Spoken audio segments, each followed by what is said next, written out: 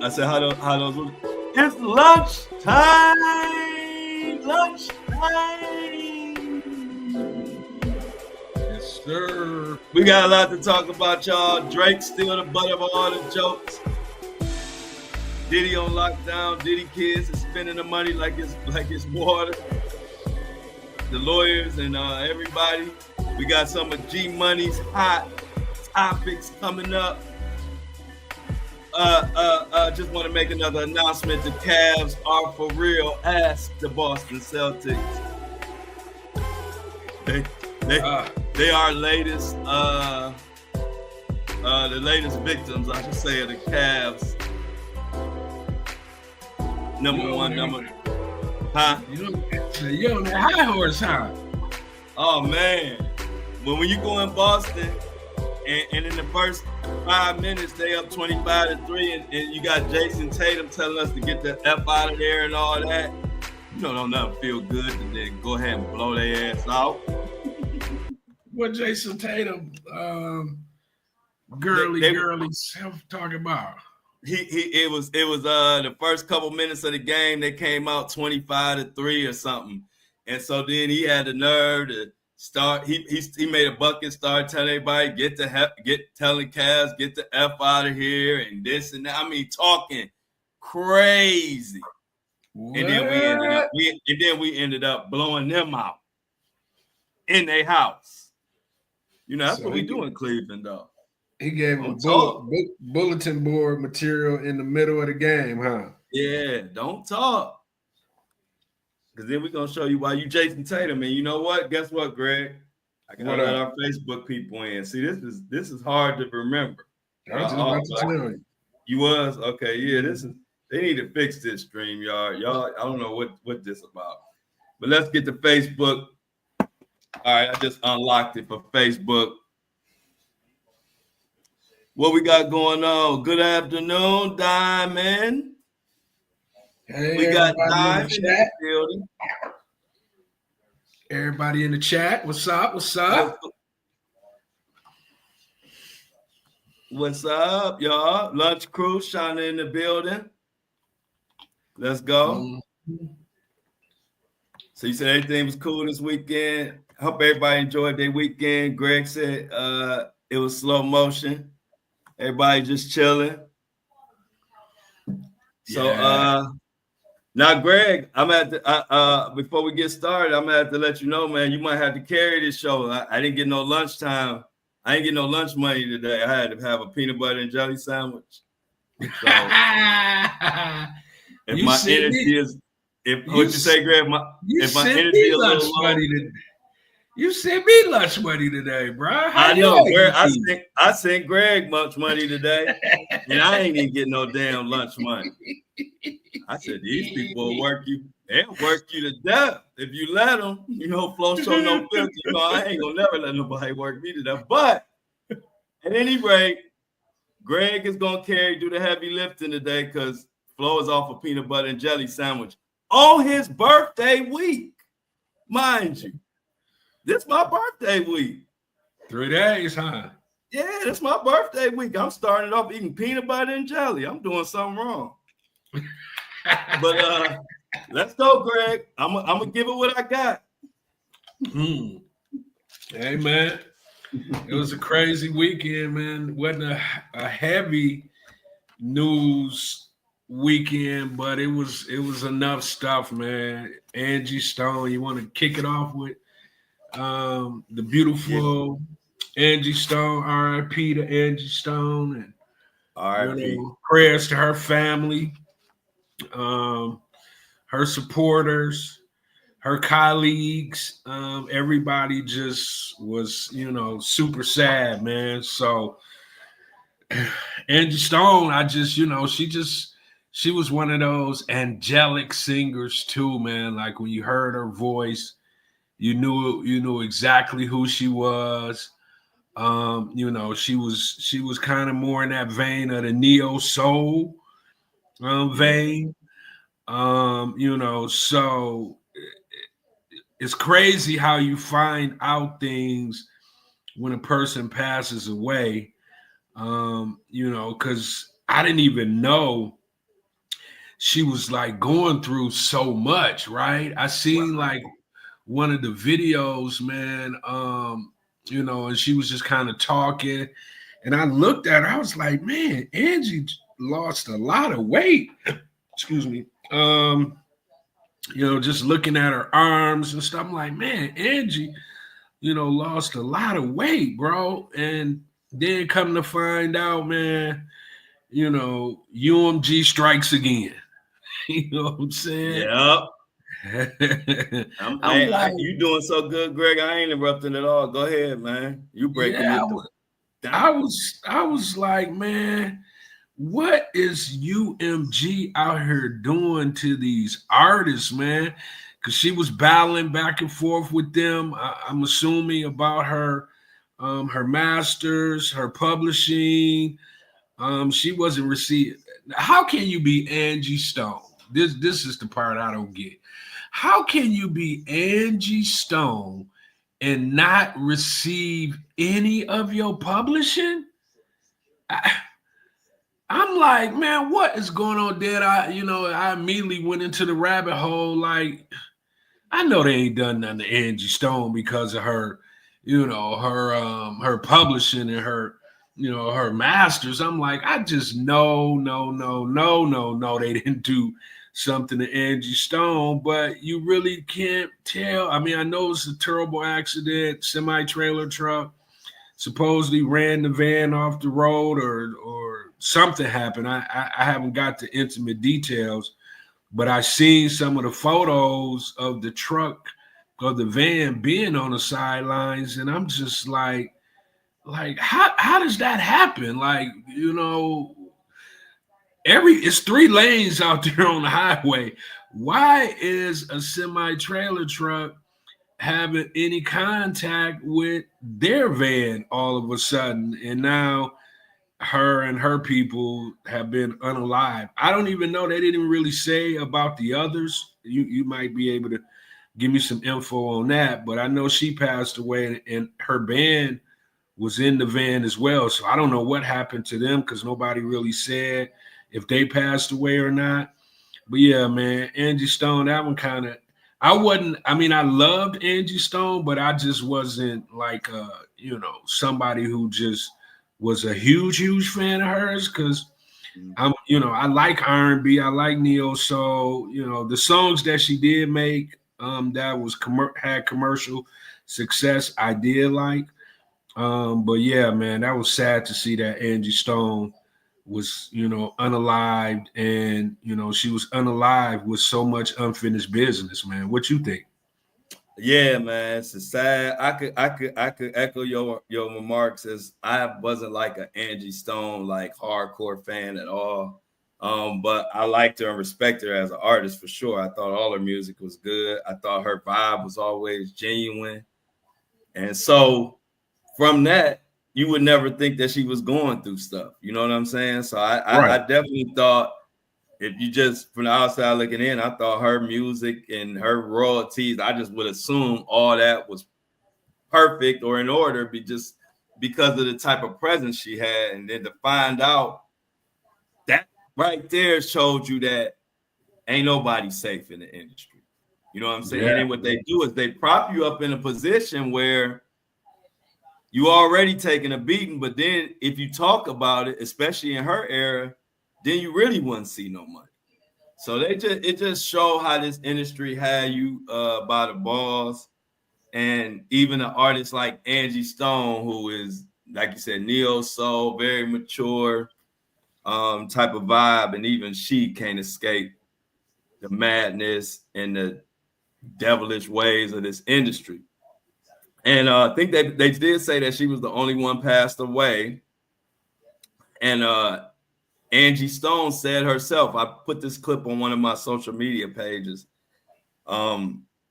She said herself that the reason why there's not been a biopic or whatever about her or no type of movies, she said because her story is so real that it would uncover so many truths that the industry ain't even ready for it to come out. Basically is what she said.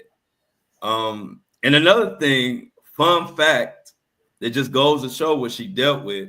Now, she was doing her thing on the label, And when she was working on, I don't know if this would be her second album or what, but when she was working on the album, and it was supposed to be called Diary of a Soul Sister, right? Right. And all of a sudden, they came to her, and this was Clive Davis era, when she was under Clive Davis. All of a sudden, they came to her and told her she had to change the name of her album. And that's when she knew something wasn't right. But the reason why she had to change the name of the album was because after she already was about to name her album that, they decided to name Alicia Keys' album that was about to come out Diary of Alicia Keys. Oh, and wow. so yeah, and you know what they say about, you know how the Alicia Keys, Swiss Beats, Clive Davis, y'all know the stories of what's been said. And this coming out of Angie Stone's mouth on a Vlad interview, and she said she already had intuition that the squeeze play was on her, and they was about to do her dirty. But she said when that happened, she knew it was over, and she basically wrote a letter to Clive for a release. She was able to get the release, but she said they never talked to her. Like nobody, it was like they just went cold on her. And she knew, like, you know, even on out the way out the door, it let her know that something wasn't right. Because she said even after that, nobody, it was like all of us, like nobody gave a F. So I never knew that. I remember Diary of Alicia Keys, but I didn't know that they stole Angie's name and all of that. And so the saddest part is to see an artist like of her magnitude and her impact on the culture, to see an artist like that not only pass away in a horrific crash or whatever happened, but to see that in her last couple months of being on this earth, she was crying and just had found out how bad UMG has stole her money. And that's what she leaves on that note. And we talking about Angie Stone, one of the most respected artists of all time, one of the biggest neo soul artists of all time. If you talking neo soul, you got Angie Stone on your top 5, unless you're a youngin. So, like I said, it's something I'm gonna dig into. I might be doing a Surviving Clive and Diddy. I might be doing a deep dive on Angie Stone at this point, so we'll see. But I'm definitely thinking about it because something ain't right. You know what, bro? This is what I was thinking about. Why is it that African American artists seem to be the only artists who have issues with their masters and their publishing? I just don't understand, because you don't hear the same conversations coming from, you know, other artists that's mainstream artists that's, you know, whatever race they may be.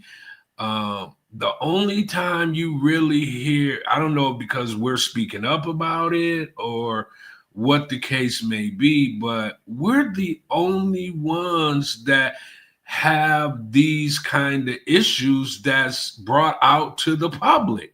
I don't get it. Like every artist that had, and then the other part about that, the ones that's having these issues and they say something about it, they end up unalived. I don't understand. I thought about this over the weekend, like, and I just kind of went down my memory bank just to kind of, you know, make sure I'm not just, you know, thinking outside of you know, I'm out of bounds in any kind of way. And I'm like, I don't recall any other artists really having issues with, you know, getting paid, getting, you know, just due for what they've put out into the world and the world gave back to them, you know, through sales. Why are we the only race of people that have problems when it comes to the music industry for the most part. You know what I'm saying? If you could tell me some other, artists outside of the African American race that have issues with their, with their rights, with their masters, with their publishing, please tell me, bro, because I haven't heard of it. I couldn't think of Well, anybody.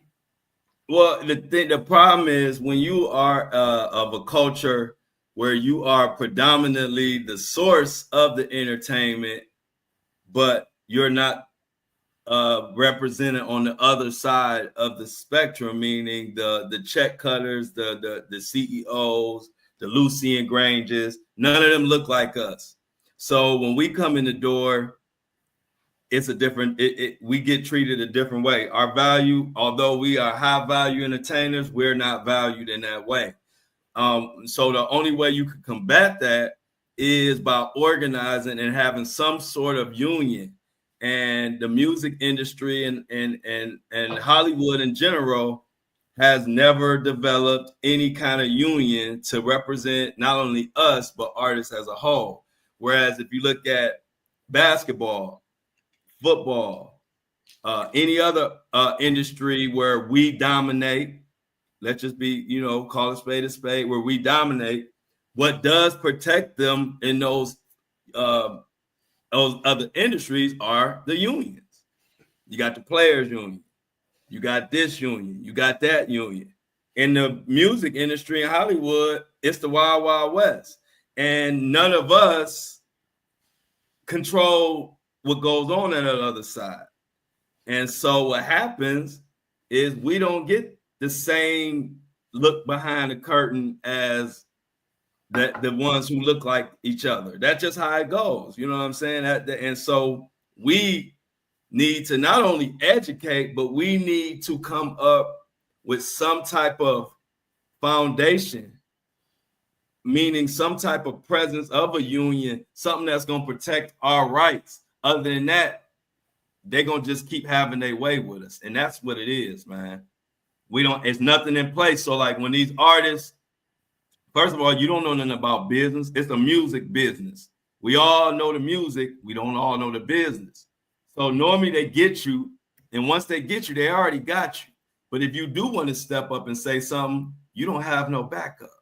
You don't have nothing to stand on. So what you do, you just shut up and take it.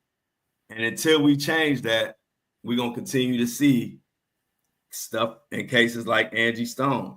You know what I mean? And like you said, like the many others that look like us who just get used and abused because we're only valued for our music and our masters. Other than that, the check cutters and the check writers don't give a damn what happened to us. So that's really it in a nutshell. Man, I don't like it. And not only that, we can't just fight and actually win.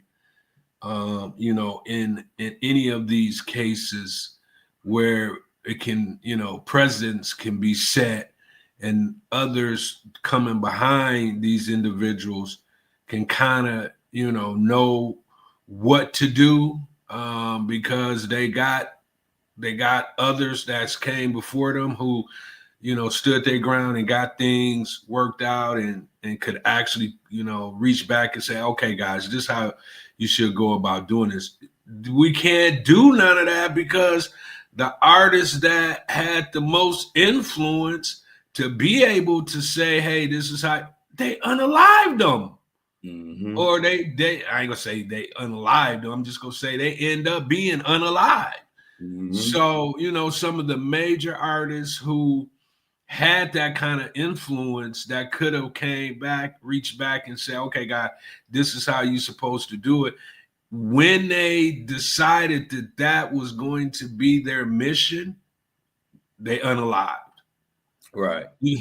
And I just don't see any other race of individuals who are in that industry having the same things that, that happens to us happen to them. And that should be the big documentary if there was gonna ever be one.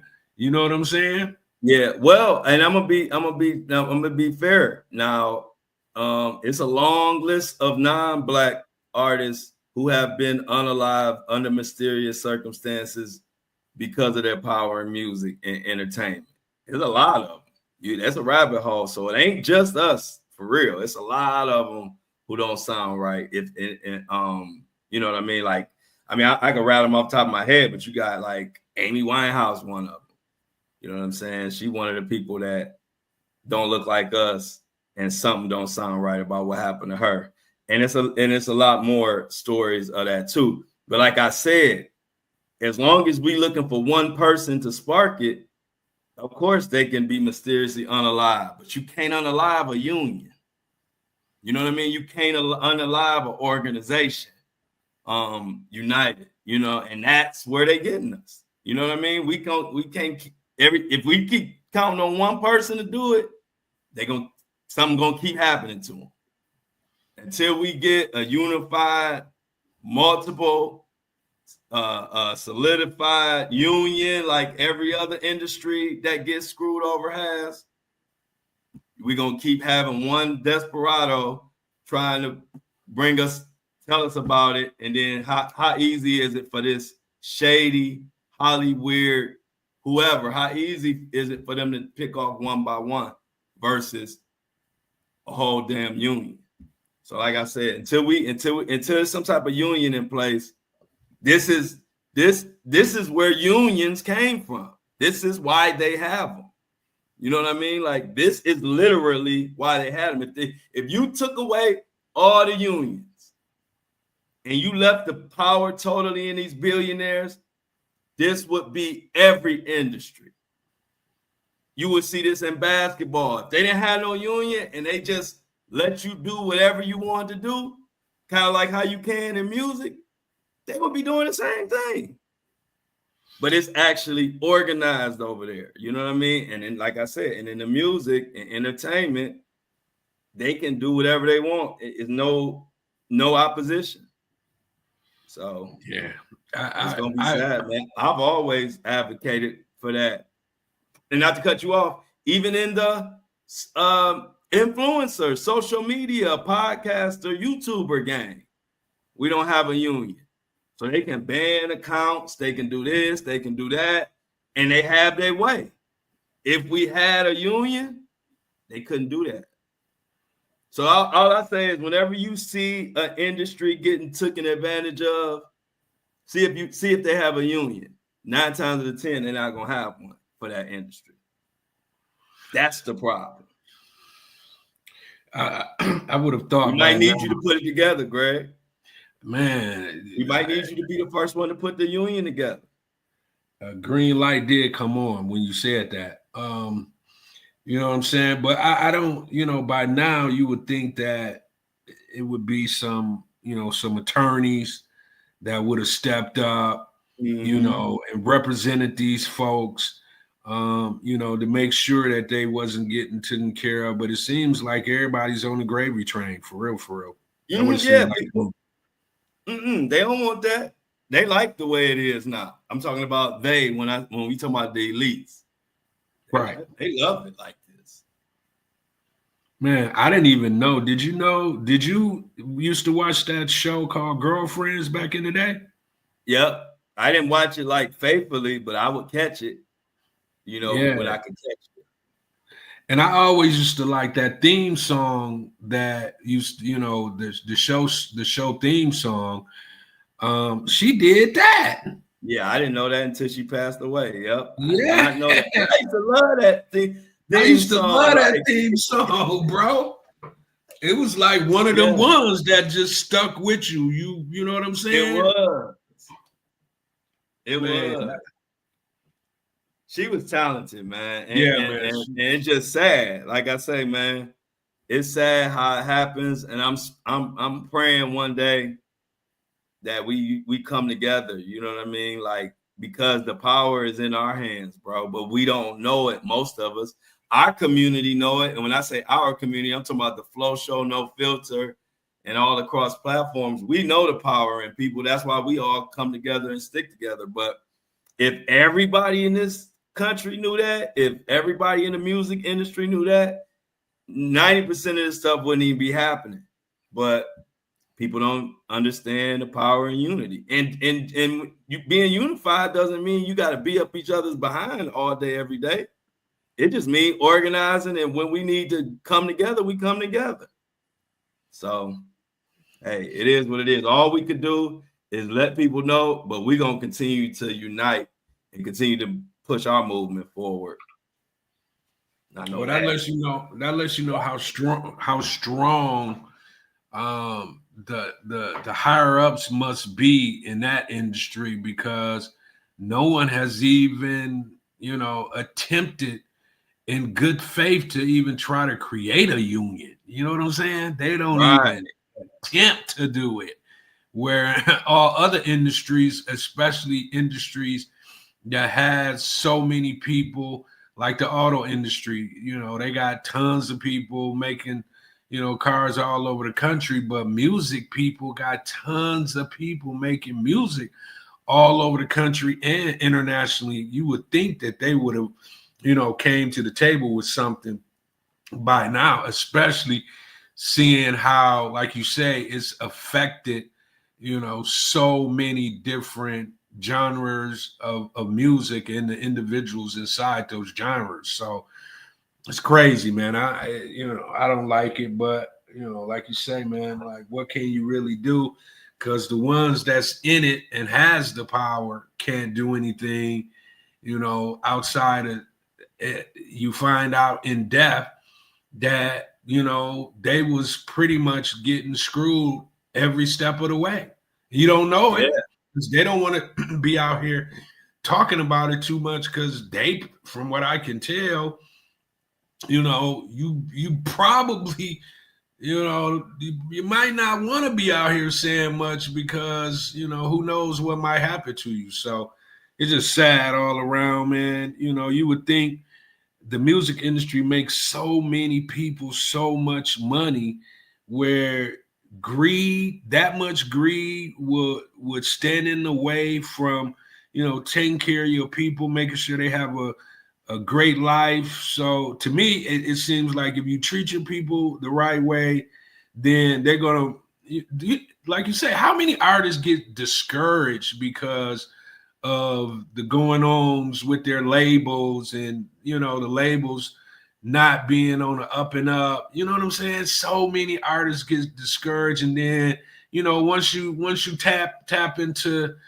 screwing the artist, then of course their creativity is affected, and you end up getting one-hit wonders. You end up getting individuals who don't really want to make good music, because they like, why even make good music when I'm not going to get my line share of what I'm supposed to get for making this good music. So, yeah. And you know what it made me think about too, when after the Angie Stone situation, I said, you know what? We getting to laughing and joking, and I'm a big Kendrick fan, so I'm always gonna laugh and joke on Drake. But an artist as powerful as Drake suing UMG, we need to be behind him just because of UMG.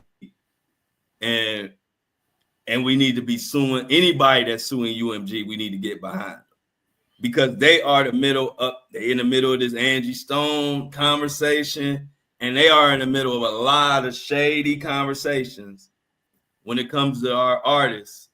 And they lightweight getting a pass because we all mad at, or a lot of the public is mad at Drake for suing. It's a B move. And he's doing that and suing Kendrick. And you're not suing Kendrick directly, but it's all about that. But if you really think about it, this is the perfect time. There ain't going to be a bigger artist than Drake to sue UMG. This is the perfect time for anybody else not named Drake to sue UMG. This was the perfect time. We need lawsuits. I'm gonna let you finish. This is my last one. I'm saying it. We need lawsuits piling up on UMG like Tony Busby type shit. We need some Tony Busby. We need 50 UMG lawsuits. Go ahead, Greg. You know what? Until you just said that, I wasn't even looking at it like that. But now that you said it, I'm in total agreement with what you saying, bro. You know what I'm saying? Because if anybody could do it, now that's the thing. Like Drake got to be careful because Right. That's what I'm saying. he threatening, he's Needle. swimming in quicksand. You know what I'm saying? So, Yeah. but the mere fact that and they probably find a way to shut him down. Whether it's a $1 billion contract, they're gonna probably do something to get him out of the business of UMG. But you're right, man. I mean, the only way it's going to stop is if somebody expose and open up the door to allow everybody to kind of see what's going on, behind the scenes. You know what I'm saying? Yeah. So I agree, man. At first I thought, Drake, you being a Bia. Yeah, me too. But in hindsight, now that you said what you said, I just had a quick thought about it.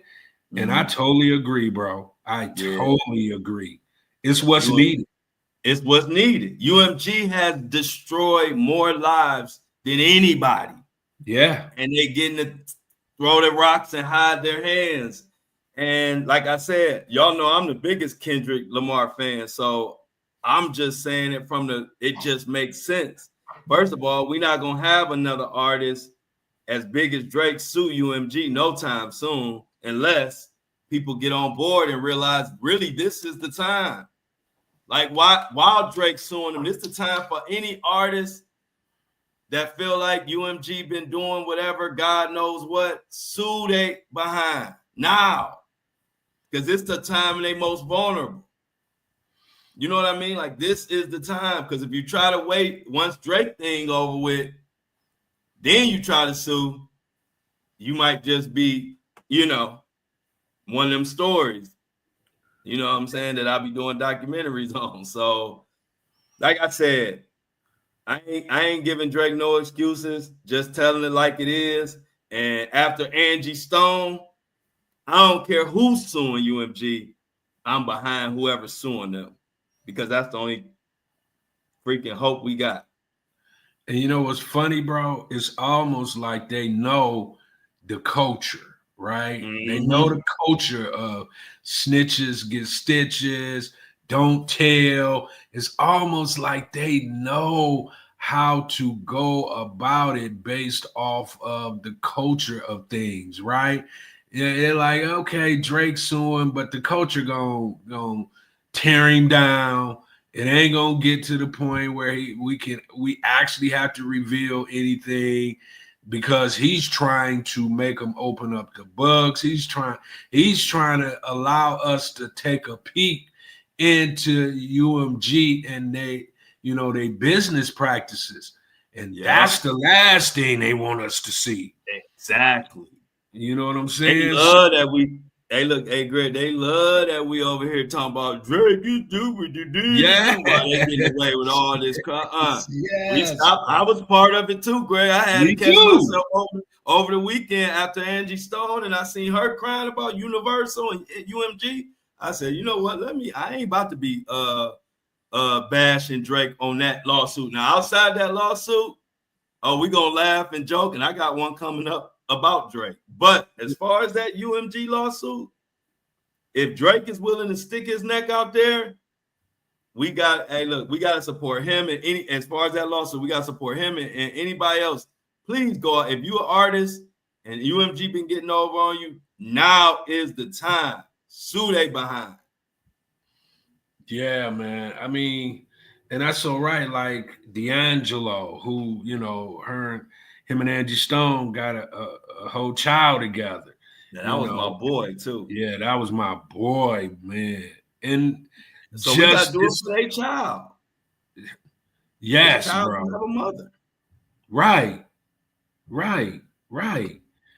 You know what I'm saying? And then on top of that, man, just look at how his career went. To me, this is the part I don't really understand. At first, I just thought it was the artist. Like, most of these artists, if you really even think about it, the big artists, right? It's almost like they get one good album, maybe two, and then after that, it's downhill from there, bro. And these are stupid, talented individuals, man. You rarely get a Drake or a Jay-Z who just have multiple albums. You know, the average artist, man, you probably get 2 albums and you're done. Right. You know what I'm saying? Because they know the average artist, those first 2 albums, that's how they gonna make the majority of the money off of you. And then after that, they're in the business of getting the new person. Because as you build your weight up, you get more and more leverage. So unless you a Drake or a Jay-Z, you don't even have a chance. Because check this out, Greg. Greg, you a signed artist, right? Right. You know, you coming to me first time, you happy, you geek, you signing whatever contract. Boom. First album, we put our money up, you blow the hell up. But now you ain't the same Greg who you was. And I'm talking about leverage wise. You ain't the same Greg you came to me with as you came to me as. So now I need to tear you down a little bit in order to keep my leverage. Also, you getting closer to maybe you signed a 4 album deal. Maybe you signed a 3 album deal. You know, something like that. So now you about to be up for renegotiation, right? So if I got a big, huge budget, should I put it on the person and blow him up some more so he can have hella negotiating and leverage when that time come? Or should I put this big budget behind some new act who don't know nothing and they just want to be a star? And so they use them shady practices to the extreme. So what you have is all these artists that you know that have a good 1 or 2 album, and then they cast them away. Because now I want to put money behind people who don't know shit. And that's the cycle, bro. And so the only way you can beat that cycle or even have a chance is to be so freaking big, like a Drake, like a Jay-Z, that they have to kind of like meet you eye to eye, right? But if you anywhere short, they're gonna pull that move, bro. And now that I broke it down, anybody out there, just watch. This is what Michael Jackson was talking about with Sony. This is what Michael Jackson was saying. My fans didn't change. My music didn't change. I was making the same fire I was making when Billie Jean was out. But once Sony knew that I was about to fulfill my contract, the Operation Sabotage came into play. And so they sabotage you on the last one. Why? So they have the leverage when they go to renegotiate. So I ain't putting that big budget behind Michael Jackson on his 4th or 5th album like I did on Billie Jean. I mean, just think about what you just said, bro. Mike J had 3 albums, bro. Michael Jackson only had 3 albums. That anybody, when you talk about Michael Jackson, you're talking about songs off of one of those 3 albums. After that, you like, wait a minute, what was on that 5th album? What was that 5th album? You don't even remember. That is so crazy, bro. That's exactly what Michael Jackson was talking about, but he kind of didn't like break it all the way down for like super layman's terms, you know what I'm saying, to like really understand, but that's the concept.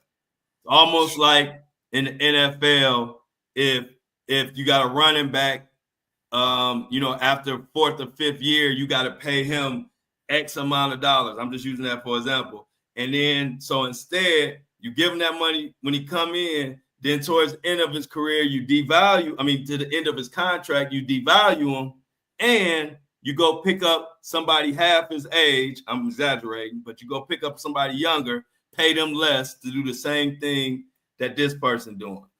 It's the American way. And that's why we all pissed. See, it don't just apply to the local, oil digger or Home Depot worker, whatever your normal job. You all know the thing is, as soon as you get some seniority, the whole game plan been they try to get people younger, cheaper to do the same thing you doing, just because it's a greedy, evil practice that keeps the rich richer. It don't just happen there. It's happening in the music industry. And it happened to the great Michael Jackson, which you don't have to know who all it can happen to if it happened to Michael Jackson. Ain't nothing else to talk about.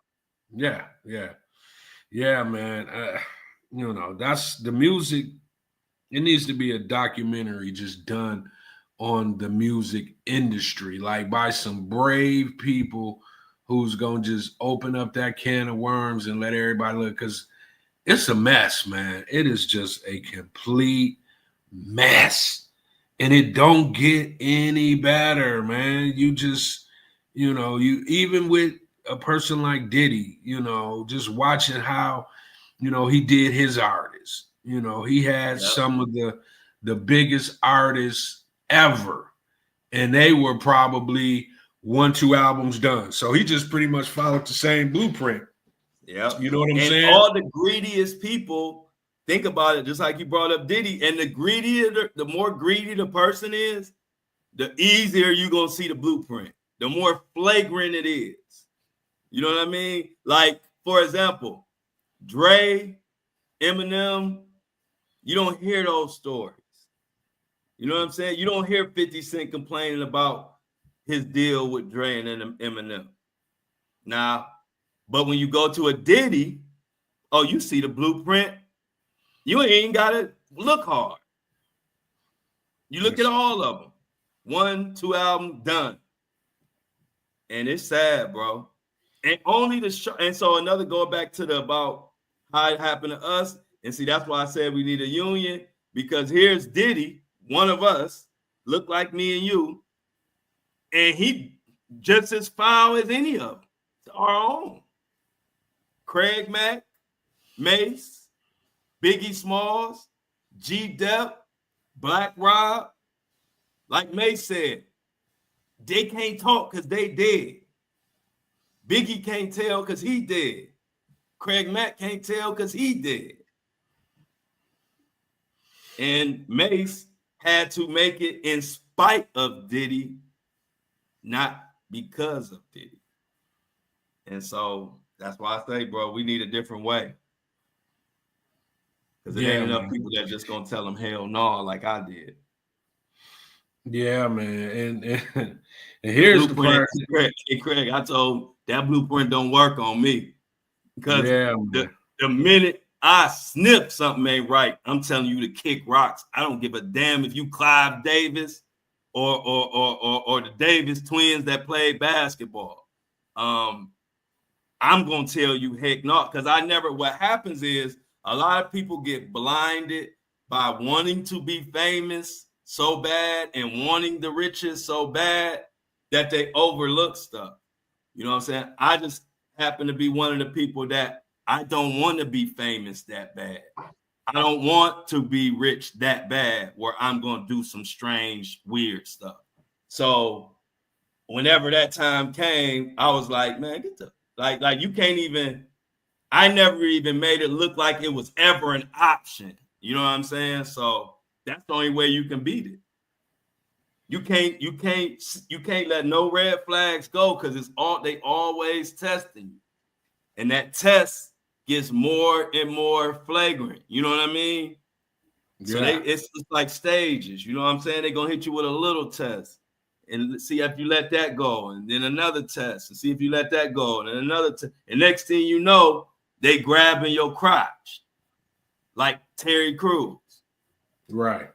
See, me, the very first test, I'm going off so crazy. I ain't making it to level 2 test, because I see stuff I've always been able to read stuff, past really from that moment. You know what I mean? Like, oh, if you doing this, that means you trying to get me to do some others. So I'm gonna check your behind right on this right now. That's just how I've been. I've been like that since a baby. So, but unfortunately, it's a lot of people who don't. They just don't see it coming. So they kind of let stuff slide. The next thing you know, boom, they just slip something in your drink at this party, and bah, you know what I'm saying? But see, when you one of them people that let them know, ain't no way in heck they not even gonna try you, because they know it ain't gonna end well. So that's just my advice to any people coming up in the music industry, movie industry, whatever. Do not let no red flags slide at all. Yeah, that should be like in life, period. When you see or think there's a red flag, pay attention. You know what I'm saying? Even like in relationships, when you see red flags, do not be sitting there ignoring them, and then you look up a year, 2 years later, and everything then went haywire, and you think back and be like, man, I seen this 2 years ago and I didn't pay attention to it. And now look where I'm at. You know what I'm saying? Pay attention to them red flags, man. And you brought up Cruz. And when we did the interview with Cruz, and he pretty much told us that whole story, and then what happened afterwards, bro, which was even crazier. The story itself was crazy, but if you really think about it, before that happened, before he told and let the cat out the bag, he was in movie after movie after movie, show after show after show. You barely could even look at the TV and not see him. Bruh, he won the case and everything, and you barely see him anymore, bro. Yep. Barely. You barely. Like y'all got the perfect interview. Yeah. He ain't did nothing since. So y'all really got the last real relevant interview of Terry Crews. Right. They shut him down, bro. And he got him. He took it as far as anybody took it and won. And you ain't even hear about him even winning the case. I'm about to mess you up even more, Greg. I didn't know he won until you just told me. That's my boy, bro. He got a bag from the person, the agency, the big agency that represents pretty much everybody in Hollywood, took him to the mat and won, and nobody said a word. Not a word. And now he hosting, some show that whatever they do. I mean, it's a hit show, but it's it ain't what he was doing. He was in movies with Arnold Schwarzenegger, all the big A-list manly, the manly men of the industry. They replaced Cruz with 50. Yep. That's what they do. That's their game, Greg. It's sad, but that's their blueprint. They say, man, we can screw you over and go get somebody that look just like you. And now that what you said earlier about the whole Drake thing, the more and more I'm starting to look at it, it's starting to seem like everybody's on this bandwagon to shut him up, or not just to shut him up, but to make what he's saying less relevant because they, putting these allegations on him. So even in that lawsuit, it makes it hard for anybody to even get behind Drake in that lawsuit because they won't stop saying what they keep saying about him. Did you see the Oscars last night? Hey, we was just getting to the halftime of this show, And I was gonna tell you that this is the part where Kendrick Lamar is gonna come out to the stage and call Drake a pedophile. and then everybody gonna applaud. And then I was gonna say, but don't worry, y'all, I'm lawyered up. Because that's what dude said, Conan O'Brien. And the whole crowd erupted, didn't they, Greg? Bro, they was louder than the Super Bowl. Yeah, they was. It was louder than the performance. And then I read some that made all kind of sense. And they said the fact that they're treating Drake worse than Diddy when Diddy has real accusations is just crazy. And I thought about that for a second. I was like, wow, that is so true. These most people be scared to say, no Diddy. You know what I'm saying? Everybody except for me. No, and me, you know what I'm saying? Yeah. It's a couple folks that say it every now and then, but they will say A minor, man. In a minute. In a second. If you even begin to let that come out of your mouth, you're gonna have a chorus behind you. But everybody else, they like, yeah, we know he beat somebody on camera. We know, this and that and this, but we just gonna chill from that. And we just gonna bring the man down who is actually trying to expose the industry. Yeah, he took a beating and he, probably why he did it wasn't all the way a good reason for him to do it. But nevertheless, it's done now. And everybody's still like, no. The main people that be screaming, we need to know about this. We need to know about that. The industry's keeping us out. We don't know about our contract.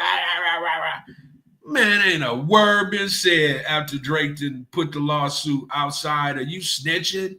Yeah, you ain't heard nothing. Not a word, bro. This is the time. Yes. You know what I mean? Like, this is the time to get behind. Like, if you want to put some heat on UMG, this is the time. The biggest artist of this generation is suing them. See, this is a once in a lifetime opportunity for any other artist to come, but they ain't gonna do it.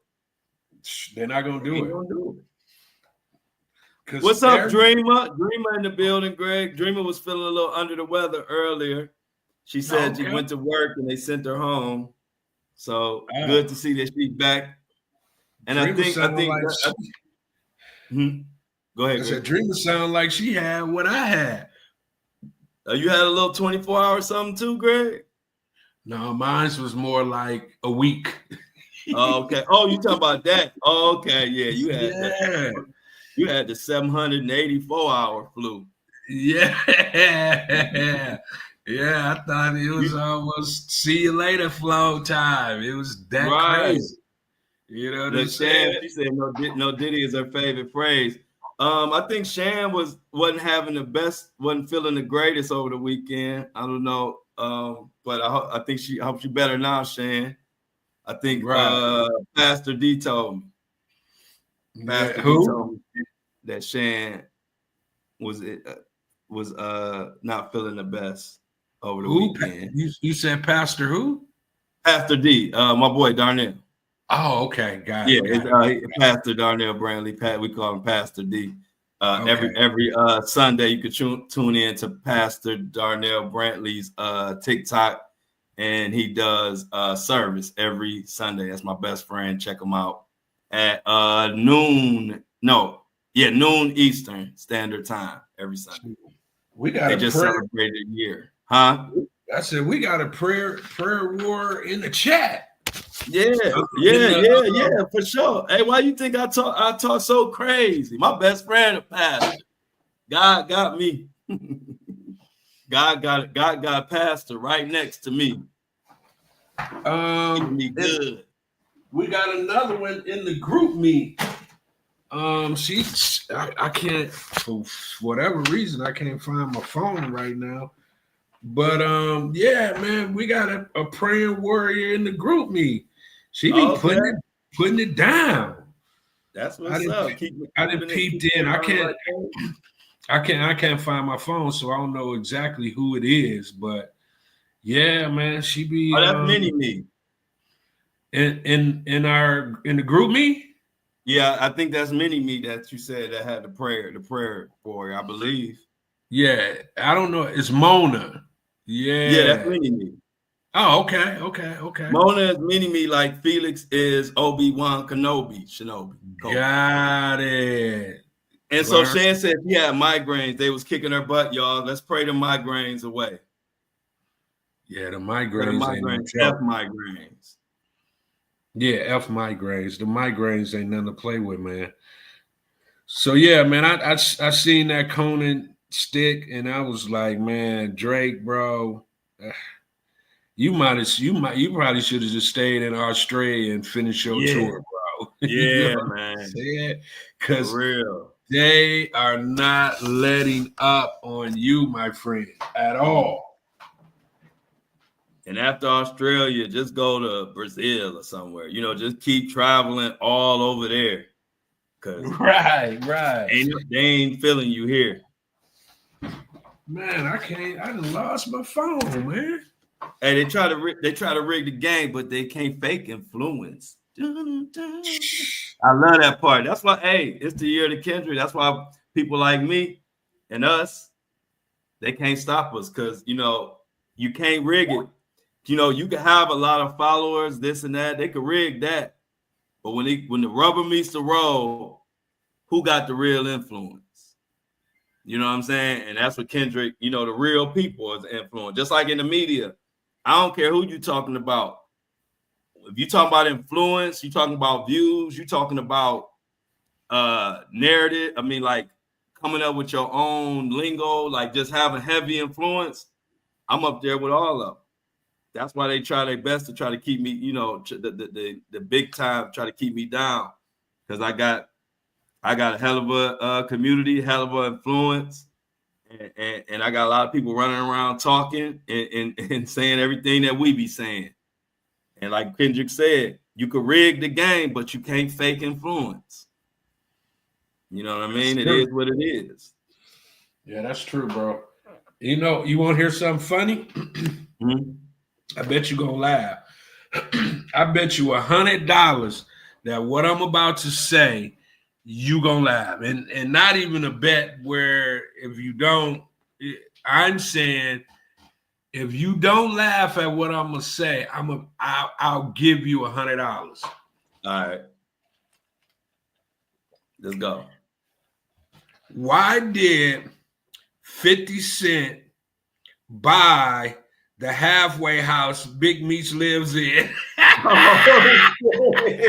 What? No, heck no.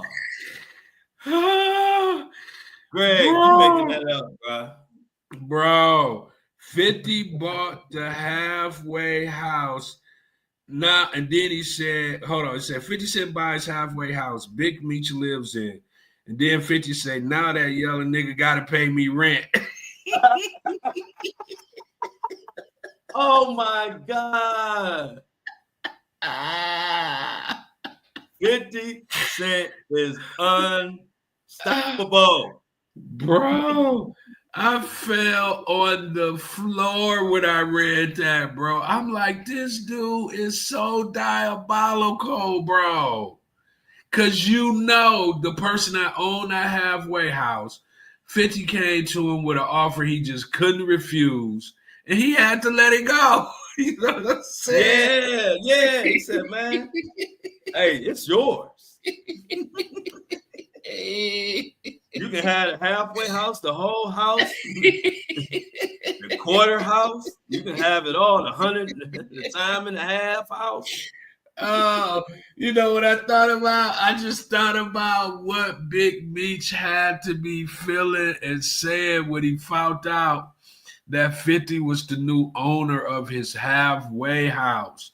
He had to be like, why did we mess with this man? Yeah, he gonna have to take his P test with 50. He's gonna have to send in his urine sample to 50 and 50 gonna have to sign off on it.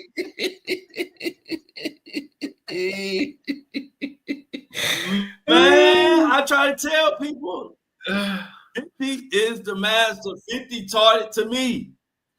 I was just too young to understand what the heck he was teaching me. Man, 50 is the master.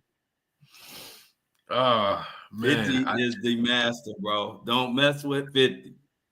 I told you, bro. See, I don't even got to pay you the $100 because I knew you was going to laugh at that, bro. Yeah, that was a great. That I ain't never heard. I ain't even listened to this. I ain't even know you could buy a halfway house. Did y'all know in the chat that you could buy a halfway house? I ain't know that.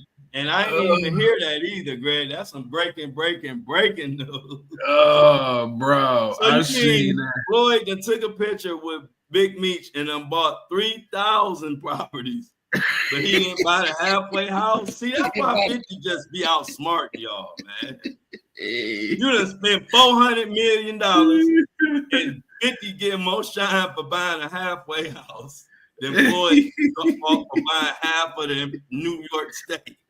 You know how sometimes you can kind of get out of the halfway houses early because of good behavior and stuff like. He like, no, you stay the whole time. Yeah, right. Yep. No good behavior, man. You here the whole time, and you better hope I don't make up something that you done did. Bro, I fell out when I see that, man. I had to check it once, check it twice. I'm like, he really did do this, man. Oh, man, bro.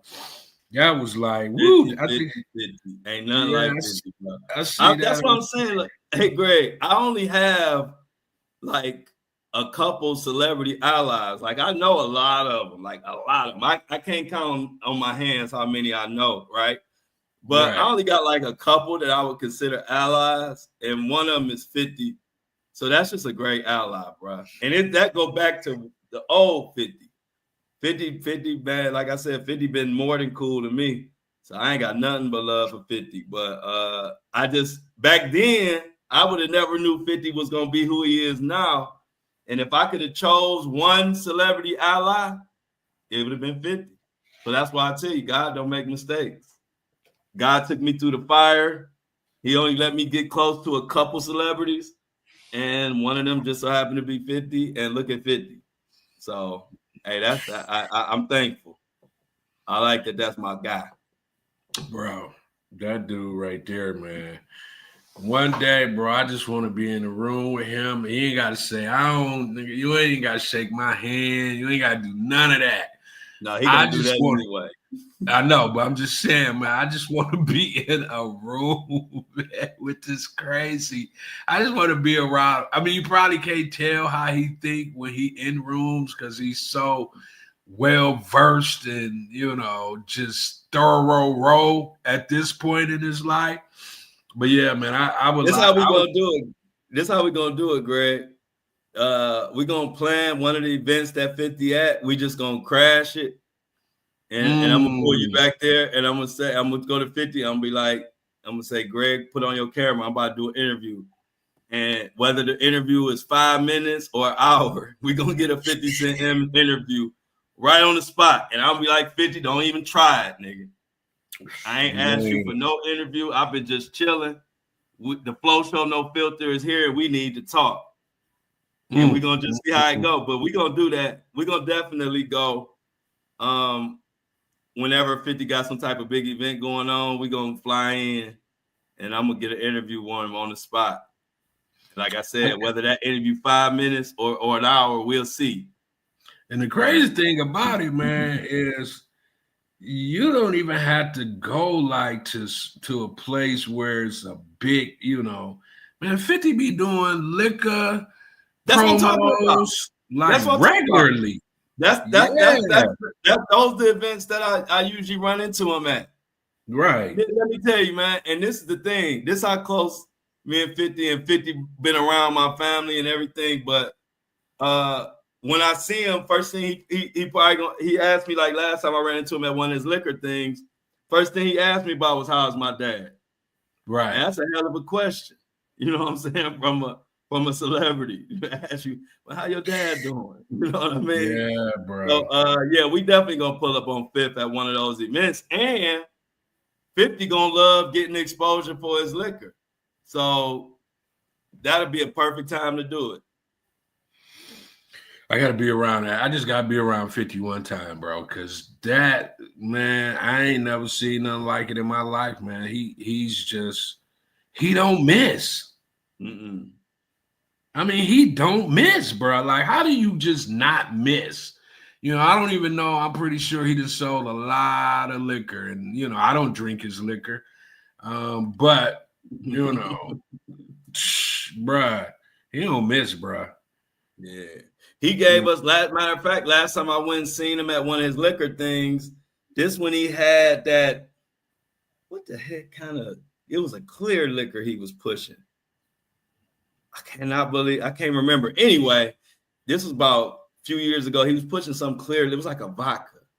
Can't remember, but he gave me and all my boys bottles, and everybody was trying to hold on to it for souvenirs, right? That's why I tell you, Cleveland don't give a shit. So everybody was holding on to them bottles as souvenirs because they was given by given by 50 and all of that. Man, after a little while went past, man, Negroes got to popping them bottles and drinking and all that liquor gone, the bottles gone and everything. I say, Cleveland, we can't stick to nothing. We supposed to be holding on to our bottles for the rest of our lives, so we can all say we got the first bottles of whatever 50 was pushing, and 50 gave them to us.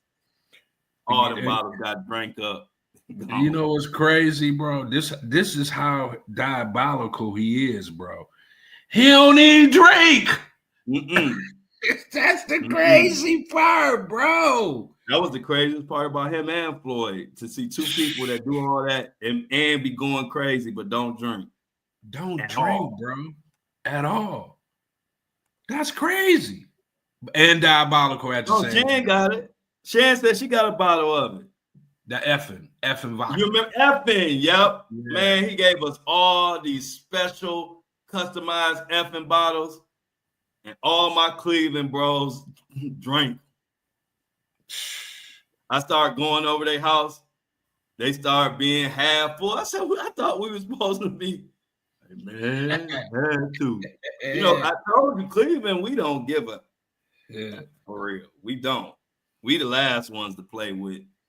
That's why you don't hear too many Cleveland people crying about their contracts, because we ain't going to even let it happen.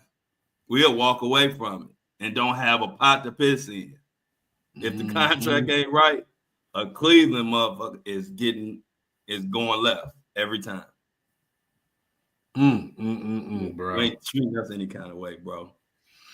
Bro, did you see your president on Friday, bro? Him and did he pull out that black executive order pen again, or what? What's going on? No, man. I thought him and President Zelensky was getting ready to come to blows. Yeah. That was crazy. He said, "You don't have any cards, right? Without me, you have no cards." Man, that was unbelievable, bro. I'm like, man, this guy right here, man. I mean, in one breath, you gotta love it. Then in the next breath, you gotta be like, come on, man. This is a whole nother president that's in the war. And they're talking about why you ain't got a suit on. I'm like, man, this man is at war. He ain't chilling like y'all are chilling. And Zelensky, to be honest with you, Zelensky was in there like low key, not really, getting the floor mopped with himself. He was kind of holding his own too. He was like, man, I don't have a suit. I'm in war. He was like, but once the war is over with, I might get a suit like yours or better than yours. You know what I'm saying? Right. And then he told this one really pissed Trump off. And he was like, yeah, we're at war, blah, blah, blah. He was like, but really the only thing that's stopping you from being at war, he was like, you got these oceans that separate you from everybody. I was like, whoa, bro. I was like, that's going to start it off. And then Trump was like, we're not about to let you have World War III. No, this is not going to be World War III. We're about peace. I'm like, man, this guy right here, man, he just. The funny part that was like that I was cracking up on, that was kind of like me. I would say that Trump did. It was funny. He went I think it was on that same topic, but something, and correct, like remind me of what he was exactly talking about. But somewhere the Zelensky dude was like, maybe the oceans, I can't remember, but he was like, because of whatever, you gonna be in big trouble, Americans down the line or something. Right. You remember when he said that or something like that? And then Trump was like, we ain't gonna never be in big trouble. Don't tell us we gonna be in big trouble. We ain't never gonna be in big trouble. We helping you. Like, you ain't in no position to tell us we gonna be in big trouble. But now I kind of felt him on that, because I don't like nobody telling me that I'm gonna be in big trouble in the future because you said so. So I kind of felt him on that. I don't like when people do that. Just if we talking, but don't be trying to predict my future. You know what I'm saying? Only me and my God know my future, not you. So yeah. I kind of was cracking up because I was like, I could see me getting a little ruffled by a comment like that in my world, because don't tell me I'm gonna be in big trouble down the line because of X, Y, and Z. I like the fact that I be so tired of everybody being politically correct, bro. I like when it go off the rails. You know, you can see the realness. Yes, bro. I like when it goes off the rails, because you can't be political at that point. You gotta either stand on all 10 or you gotta go political. And man, that's one thing about, the president. He ain't about to be. I mean, he do be political. I ain't gonna say that, but at the same time, he will stand on all 10. And you're right about that. That's where the Democrats have lost the general public, or a lot of the vote, or a lot of support. Is the Democrats is still trying to paint pretty pictures and use celebrities and all the old school stuff that used to work. Now people like natural, people like real, people like to feel like you're being yourself.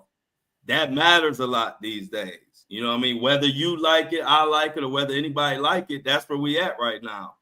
And whether you like Trump or not, what he has captured is the fact that this world like it when you being natural. Even if natural is even while you being your natural self, quote unquote, even if you brushing and rubbing some people the wrong way, the people who really support you, they're gonna support you over the person next to you that look like everything cookie cutter and perfect, and they're being some type of representative. We ain't in that age no more. You know what I'm saying? So I really hope, for the Democrats' sake, that they read the room and understand that you got to just be natural. And one person that has captured that is Jasmine. Yeah, Jasmine ain't no joke. Jasmine Crockett. It's not just that she's educated and she know what to say and she know what she do. She is in that category, let's say Trump, like where people believe that they would see Jasmine at their house, the way she acts, even though she still carry herself to a higher standard because she's in the political world. She still gives off that I don't give a that we need to see these days.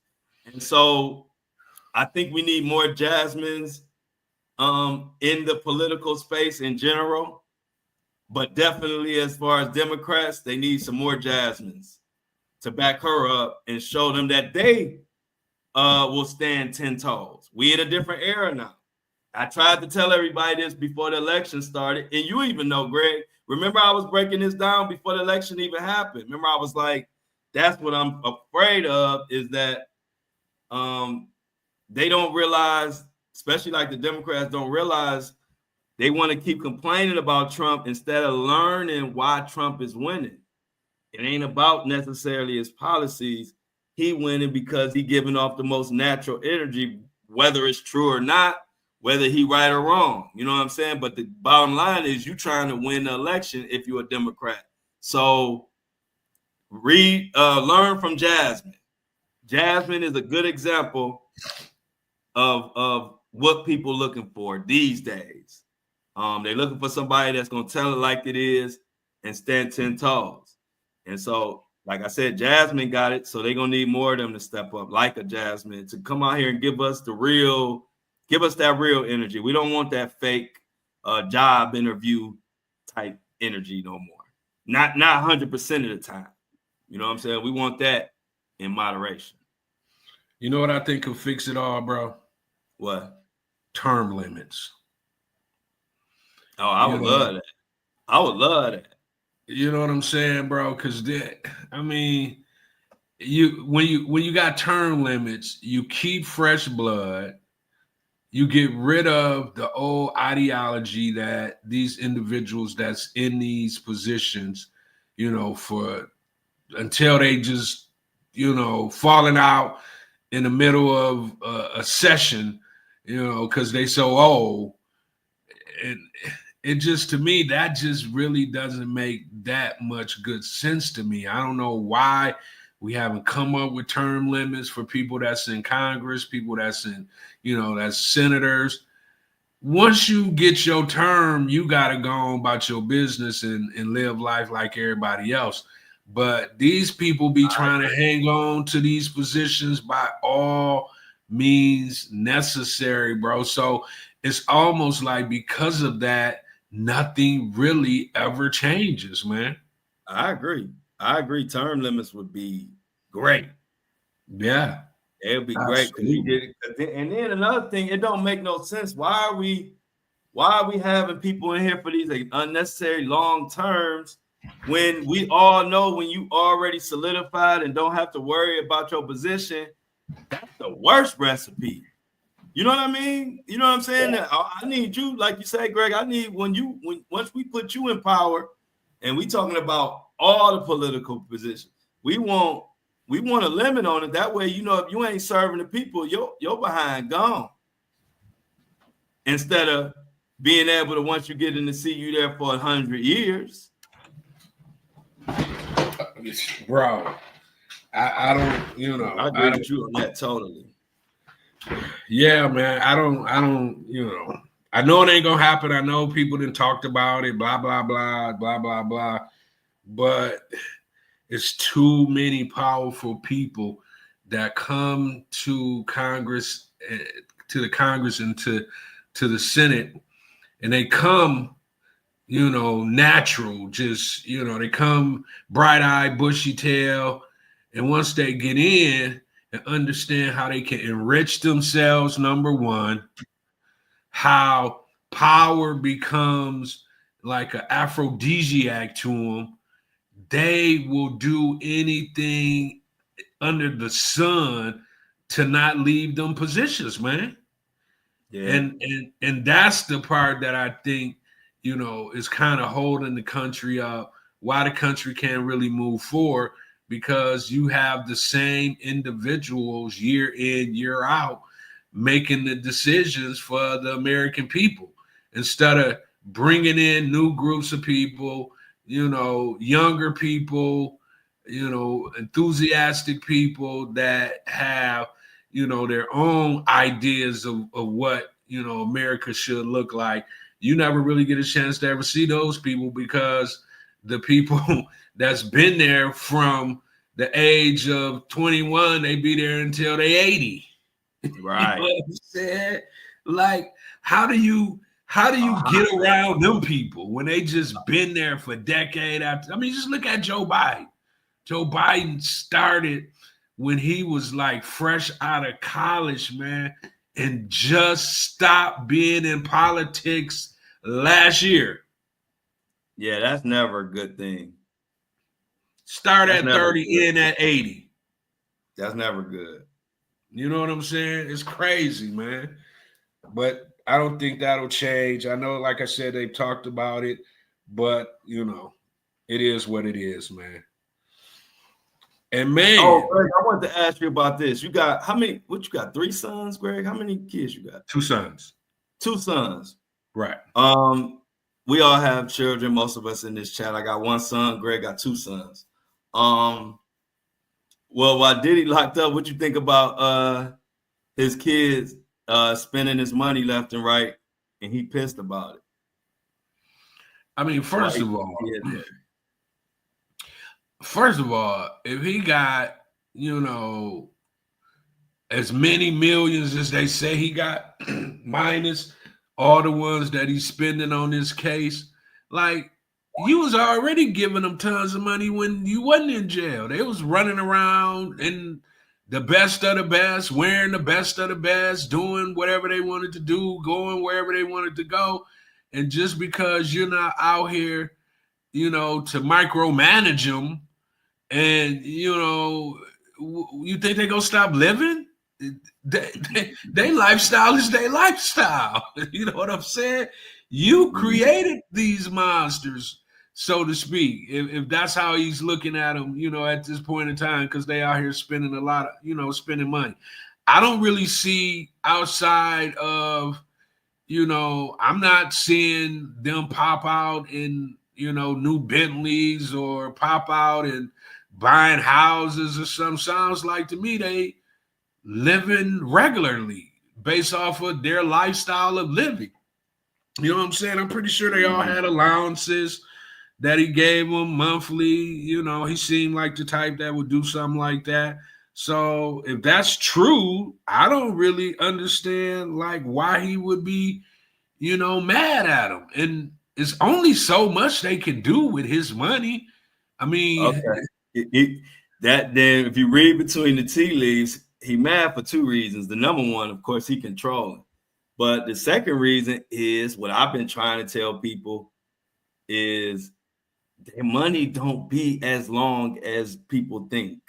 Those estimations be based on all kind of stuff.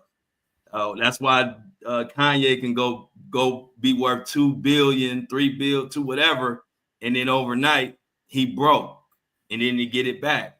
But it's all based on calculation. So it tells you 2 things. It tells you one thing for sure. And they said, and in 2019, Diddy's net worth was somewhere at 700 billion. Then they said by after these allegations and all of that, like immediately it went to like 400 million. So that's damn near in half. That's in September. I would say it's probably at 3 right now. If I was just guessing, and if it followed the same path as the graph. And so, like I said, you ain't wrong, Greg. This is what he taught him. That's why I asked you about your kids. I asked you about my kids, because we both know that if it was ever some reason why our kids had control of our shit, our kids ain't gonna be doing this. Ain't gonna be doing that. You know what I'm saying? 'Cause I know that. Like, that's one thing I know about. I could say about my son. He would even be. I'm just saying he would be whatever the polish called for at the time. That's what he gonna do. You know what I'm saying? My son ain't caught up in. But like you said, I talked about this. The same thing you said is what I said on the earlier show. Did he raise them like this, and this what happens? So now he got as close to zero as he ever had as far as what's coming in. No new money is coming in to the Diddy circle. So now you trying to tell them to operate in a way that they never had to operate before, and it's what you get. And to be honest with you, only one of them works. You know, and that's the oldest one who acts a little bit, but the rest of them, what they do. Mm-hmm. But it's a good example, Greg. This is a good example. If you go back to the OJ might not have been had as much money as Diddy, but that's what I'm saying. We can't be going off of these they worth 400 million. It's a lot. That ain't cash. Because if that's the case, if Diddy worth 400 million, 700, whatever it was, he would have been putting up 50 million in cash. Not no house. Right.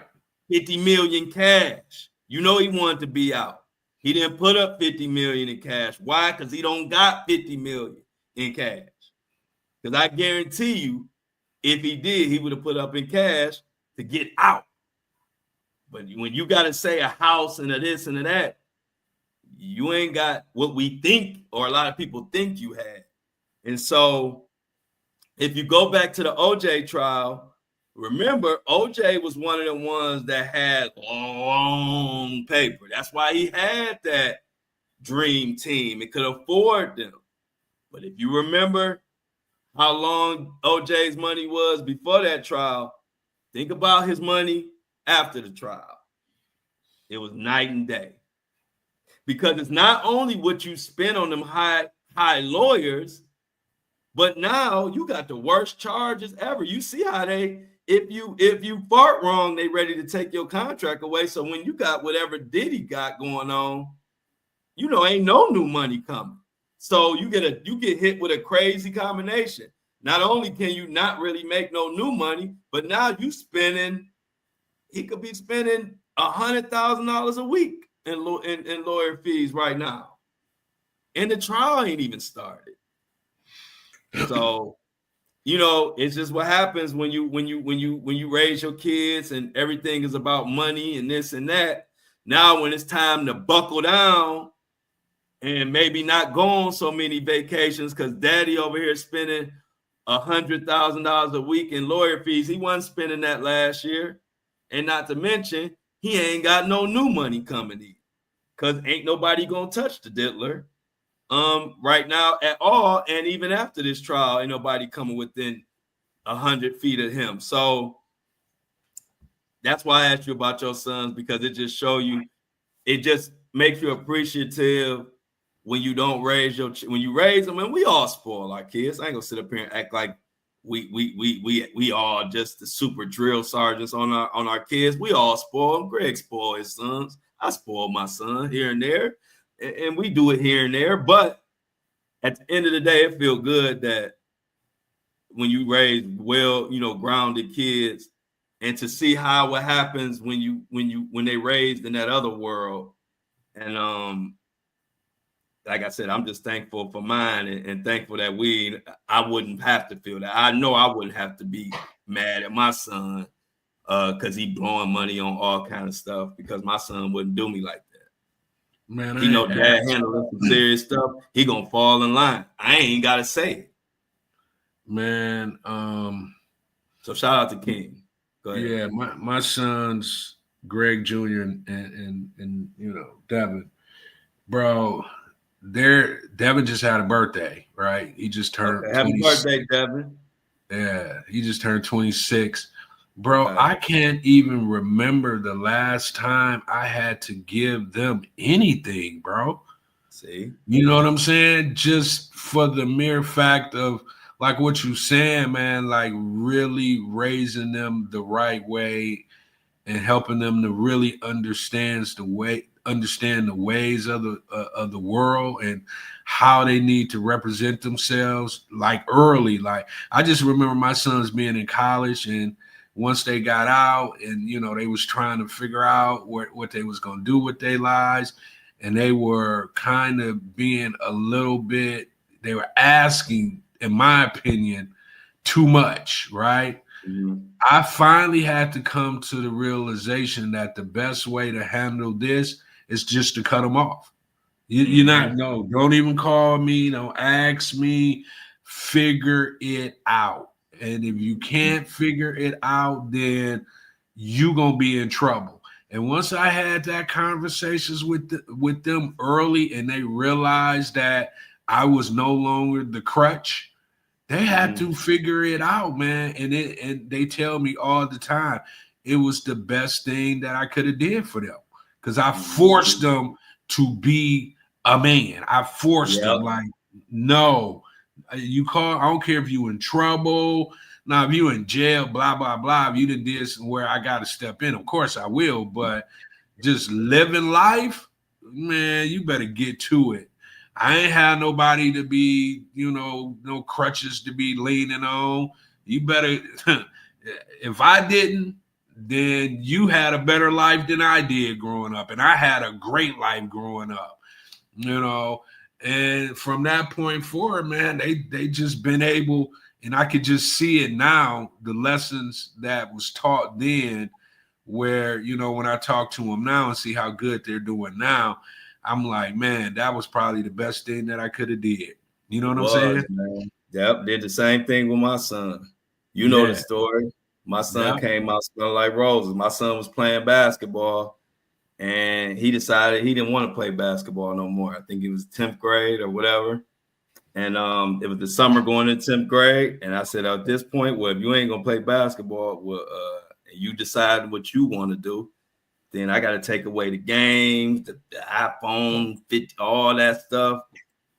You pay for your own stuff. You want to get a job, and now you pay for your own stuff, And I told him, this is best for you. You know what I'm saying? You need certain tools you're gonna need in the toolbox. Mm-hmm. And either basketball was gonna teach you, or life having to pay for your own stuff gonna teach you. And I told you, Greg, my son didn't cry, complain, nothing. He stepped up, got his jobs. He already been a good student in school. We went half on him. He got his first car. He got a black Benz. He found on his own. Me and him went half on that. When he's still 16, young. Had 2 jobs and A/B student, and he a grown man. He in his senior year now, and I wouldn't trade what he did at all. He killed it, and he did what he did. He didn't ever complain, nothing. This dude is a grown man. He always been a grown man, but he definitely, like I said, got his own car, do his own thing.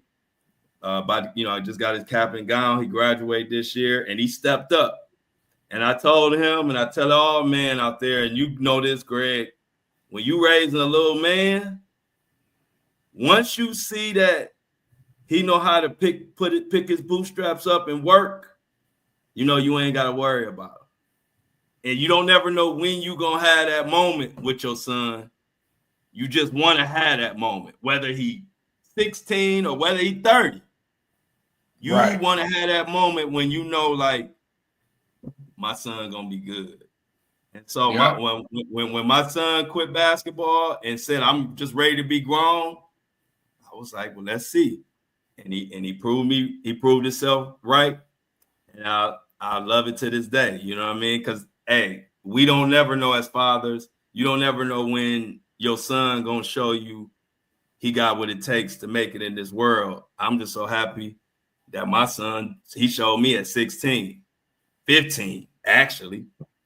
My son could be in his own apartment right now. He grown as heck, so I'm proud of him. I said, I don't care if give a damn about no basketball. I just care that whatever you do, be the best at it. I don't care if you're a dog catcher.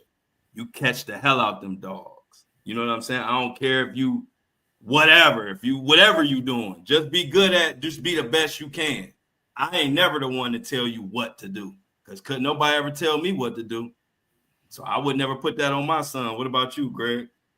Man, I left the house at 17 and never came back until my mom got sick 6 years ago, when I had to come back home to make sure she was good. So I ain't gonna date myself with my age, but I went multiple decades away from home where I had to figure it out. You know what I'm saying? Yeah. And it was the best thing that could have happened to me, man. So, I feel the same way, man. When you got good kids and you don't, it's, you like to brag, you don't want to brag, but at the same time, if they done everything that they were supposed to do and they're productive citizens out here in the world, what more can you ask for? You know what I'm saying? Nothing, man. Yeah, nothing. You can't ask for more than that, man. Proud of our boys, Greg. Yeah, I am, man. You already know, bro. It's a beautiful thing, man. It's a beautiful thing to be able to pick up phones. You know, one of my sons, he running around the country opening up, grocery stores. He just called me. He was in Oklahoma. Dad, I'm in Oklahoma. I'll be in Philadelphia. You know what I'm saying? They just out here living their lives, man, and they don't ask me for nothing but advice. They still ask me for advice because they know I'm gonna give it to them, straight with no chaser. Mm-hmm. So just to have that kind of relationship, especially when you got boys, like you say, Yeah. if I had daughters, man, I'd be just wrapped there, just what I'm saying. But I don't, so I don't really. I mean, I got girls that I'm close to, and I try to make sure that I'm in their lives, as much as I possibly can. But my blood sons, man, just to kind of sit back and watch how they life in life. Yeah, Mm-hmm. I couldn't be more proud, and I know you the same way, bro. And yours Yeah. just getting started. Yeah, just getting started. Shan told me 18 because my son turned 18 May 23rd. Shan told me 18 to 25 is a blink of an eye. Oh yeah, She told me that. I said, thanks, Shan. She always hit me with some, she always hit me with some truth. yeah, Um, I'm up here, sniffling about 18. She said, you think 18, son? Wait till 18 and 25. Wait till you're 25 when you blink.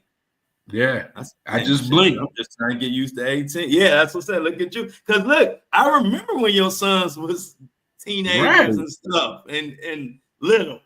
right. Now we talking about grown men. Yeah, they grown men, bro. We talking Yeah, they about, hey, grown look, we men. talking about on the hoop court. I can legitimately give them that OG elbow. You know what I'm Yeah, saying? yeah, They yeah, yeah, old yeah. enough And do, and yeah. So and do. yeah, that's You know real. what I'm Hey, saying? And do, yeah, Greg. and do. I mean, they was Oh, here right out in my driveway. I got the hoop court outside, bruh. I mean, they be putting it on me, but I be putting it on them too. The next day it'd be a whole different. They be walking around like ain't nothing happened. I be, with Ben Gay and ice packs, but when it's going down, it goes down. You know what I'm saying? mm-hmm, mm-hmm. So yeah, Mm. man. But yeah, that's good, man. And shout out to everybody out there and y'all kids, man. We do what we can for ours, and it's just good to see a good group of them be better than us. Yeah, What yeah, what yeah. else you got, Greg? What'd you say, Greg? Man, speaking of Trump, Mm-hmm. you drug dealers out there, y'all might want to reconsider your way of getting money because Trump talking about he wants the death penalty for all drug dealers. You know what I'm saying? So he didn't put the warning out there. I don't know if he gonna executive order him, You but know he going executive order. They yeah, said, "Holy crap! Here come 12 executive orders tomorrow." bro. I mean, do you think that would deter drug dealers? You think, they'll continue to, be in a bag? Because his thing is when he was explaining it, he was like, drug dealers, they kill so many people and they harm so many communities that they should be looked upon as, individuals that shouldn't just go to jail. They should actually die because they kill so many people and they hurt so many communities. So Now, he wasn't sounding like he was getting ready to, get off of this. He's been talking about it for a even while. back. Yeah, he been talking I about it mean, for a minute. Yeah. So I think, at some point here, he gonna strike. He gonna strike, and it's you know how the laws have been for individuals just with like marijuana and three strikes you out, all of that. But just imagine if you a drug dealer, no matter small, large, kingpin, whatever. If you get caught, you're getting the death penalty, bro. Right. Yeah. Now, when they say drug, are they talking about anything specific? I know they can't be talking about weed, right? Or are they talking about weed too? I don't know if he didn't specify what class of drug. Okay. That's what I was I would wondering doubt about. that. I think I would doubt that because they make too much money off of weed. You know what I'm saying? I think if you're a drug dealer selling, because technically, weed's supposed to be if it's legal in your particular city or whatever state, then you shouldn't be the neighborhood weed man anyway. So that person might be in trouble as well because it's dispensaries and all kind of stuff nowadays. So I doubt if he's talking about marijuana. I think they're really talking about like the fentanyl, of course, cocaine, heroin, stuff like that. But yeah, he's definitely making a case that he wants the death penalty for all drug dealers. Now, what that entails, I'm assuming, is more to come.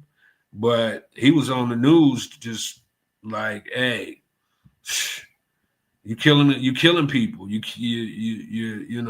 killing the communities. So the only way to kind of stop this, because ain't nobody been able to stop it, despite whatever deter system y'all didn't put in place. I think I'm gonna try this one and see how this goes. Right. Bruh, I mean, you know what I'm saying? I don't know about this one, bro. I kind of want to see what this is gonna look like if it's going to, move forward, man. Because I'm interested too. It's interesting for sure. Yeah. And then in the same breath, man, I saw something that kind of threw me for a loop and kind of helped me to understand why the feds has like a 99 or 98% conviction percentage. Bro, did you know that the DEA spent $500 million paying federal informants last year, bro? Wow. $500 million they paid to snitches last year. I didn't know that. No wonder. I was just thinking about Diddy. I was like, Diddy, boy, they paid Diddy informants all kinds of money, bro, to tell all that they needed to get from him. All the way to the little, the kid who was a basketball player that was the drug mule, allegedly, whatever he was doing in the group. And now you don't hear nothing else about him. He just kind of got swooped up out of the, out of the universe. You know what I'm saying? And he was the person who was holding the bags. But man, I thought about that. I was like, 500 million? No wonder they got the 99.9% conviction rate. They paying people, bro. They are paying people to get the information that they need to lock your ASS up. That's what they doing. And now they telling you. I ain't never heard a number on what they spending on informants. That's me neither. Money, bro. Man, hey, look, that money, that type of money make you call up and say, hey, y'all, Diddy looked me up and down one time. Remember I told you that time Diddy looked me up and down, Greg? I'm gonna call how much is that worth? Is that worth about 50 G's? Can I get about 50 G's? Because Diddy looked me up and down. Like I felt uncomfortable. Check in the mail. Yeah, check in the mail. 50,000. He looked me up and down. You got video? You got him on the phone? You got text messages? Yeah, you looked me up and down. Yep. He sure did. All right, meet me I at got the the hell away from Starbucks. it. Meet Huh? me at the Starbucks on University. I'll have a check for you. But I need all Right, that. right. When I walked away, I swear he looked at he watched me do a walk away. I want Right. 50,000. I want 50,000 for Diddler Freaky behind looking at him and he walk away. 50 million, bro. What else? What else we got? Yeah, that's a lot, bro. That's a $500 million, bro. Oh, bro. You hear about this? The Texas measles outbreaks is up to 146 cases I covered in that Texas. a little bit ago, and I ain't see it. Then got worse. Bro, it's done got worse. The West Texas measles outbreak is expanding, potentially reaching Central Texas and neighboring New Mexico. Health officials said Friday, since the outbreak began in late January in Gaines County, the Texas Department of State Health Services have confirmed 146 cases with 20 hospitalizations and one child dying. Bro, measles, bro. Do you remember measles? No. I mean, I remember I'm saying I never like nobody around me or I never had them or nothing like that. But yeah, I remember the measles like back in the day when people when you had to get shots and everything, right? Back in the day. Man, When we get shots for the measles?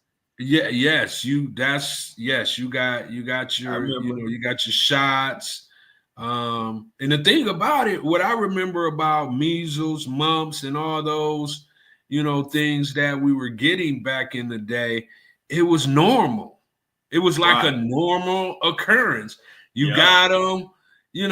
I remember like the mumps. With the mumps, your cheeks and stuff get big or something like that. And what makes me remember them is my grandma used to use the little sardines. She used to take the juice from the sardines and rub it on my cheeks and stuff in order to make the Okay. mumps go away. Measles, you had that orange calamine lotion, but the measles was crazy because you was like bumped up all over your body, man. And then, probably like a week or so, they were gone. And we was always under the understanding like once you got them, then you didn't get them anymore, right? And not a lot of people was getting them, but for whatever reason back then, everybody seemed, to get the measles, the mumps, and all that. But you did have to get, vaccinated for it. But man, I don't know, like 146 cases. That don't sound like it's a lot, but to me, that's a lot for something that people don't even really. My kids didn't have no measles and mumps growing up. Yeah, nah, I mean, yeah, no. None of No that. You measles know what and I'm mumps. saying? So I don't really chicken pox. They didn't have no chicken pox, no measles, no mumps, none of that. And my kids had to get vaccinated to, go to school and everything like everybody else's did. But they never, that stuff just wasn't something that was happening in, the communities that we lived in for whatever reason. But growing up, man, I had everything. I had chickenpox, I had mumps, I had measles, I had it all. Oh, you But had I was all that? vaccinated. Yes. Wow, I had chicken pox. That was it. I ain't had the rest of that stuff. Bro, I had everything, bro. Wow. Measles, chicken pox, all of that. And it was always some kind of remedy that my grandma had to combat it all. I'm telling you, bro, I didn't even know. I end up liking sardines, still like them to this day because of the mumps. Wow. Yeah, No, because I the remember. juice. Huh? They put the juice on your face for the mumps to make it go away. So yeah, man, that's Yeah, I kind of remember I had, hey, look, I remember I had the chicken pox. When I got the chicken pox, it was like I was in the like seventh or I was in like the 7th or 8th grade. And that was like when we first listened to this crazy little chickenpox story. So I'm in the shower and I see that, you know how chickenpox look. So I seen this crazy looking bump down there. And I'm like 7th grade, and we just started learning sex education. And we had just learned about herpes.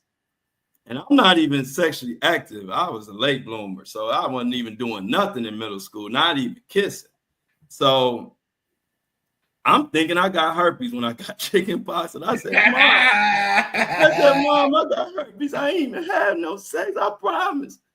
My mom said, and mind you, it took me like 2 days to even tell my mom, because I'm looking at this. This how back in the day it was. I'm looking in the encyclopedia. Everything I look up on herpes looked like my chicken pox. I'm like, I always been an investigative reporter because I was all in encyclopedias like, what is this thing? What the hell is this?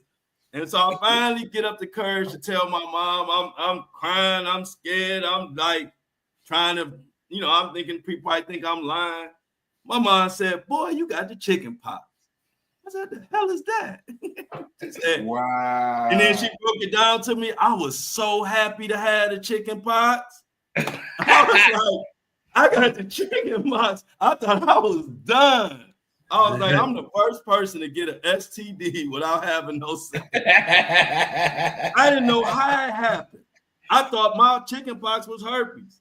And when my mom told me it was a chicken pox, and it was like, hey, Greg, it was like, once she told me it was chicken pox, the floodgates open because them things started popping up all over my body.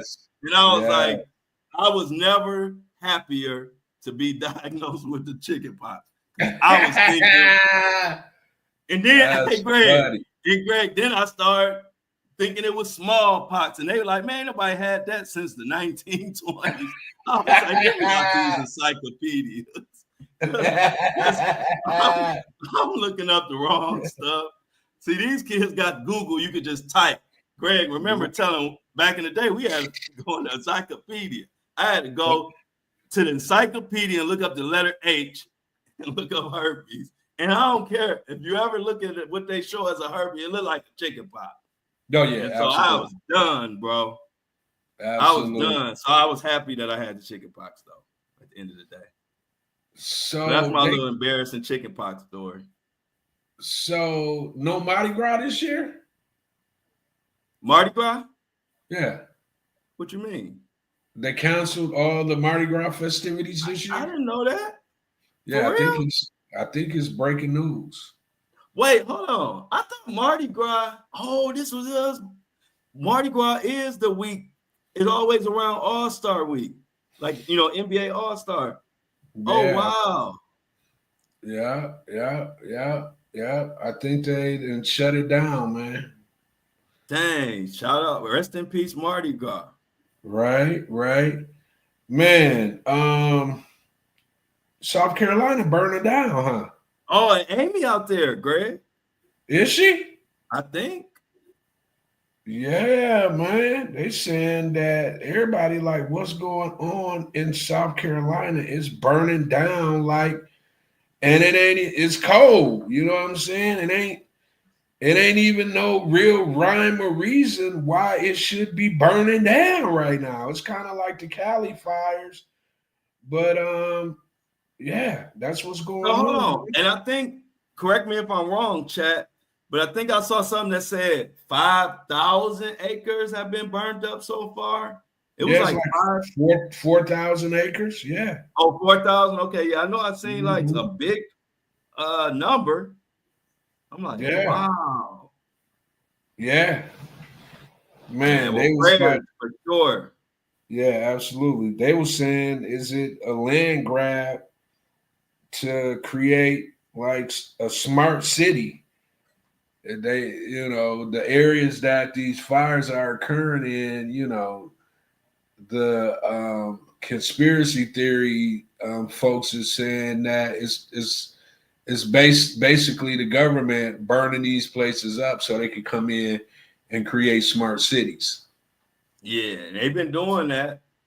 Like they've been coming in creating smart cities too, like or putting the plans together. So I don't know.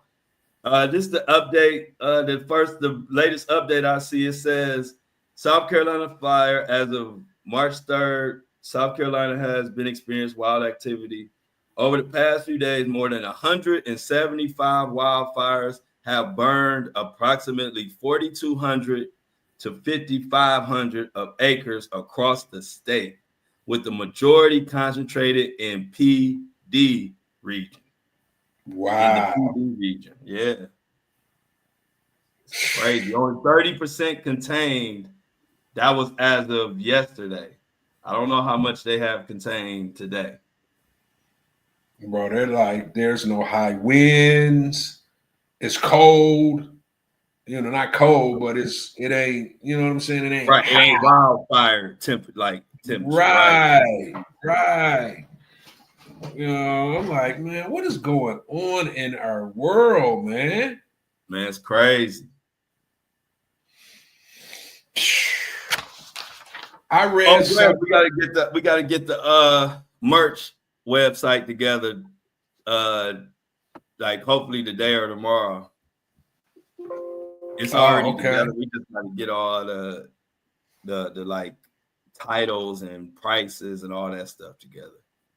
And figure it out. It should be simple though, like everything else. We just got to punch it into our little database. Right. Man, I read something that threw me for a loop, bro. What? Did you know Muhammad Ali star that's on the Hollywood Walk of Fame is the only star that is not on the ground? Where people can step on it.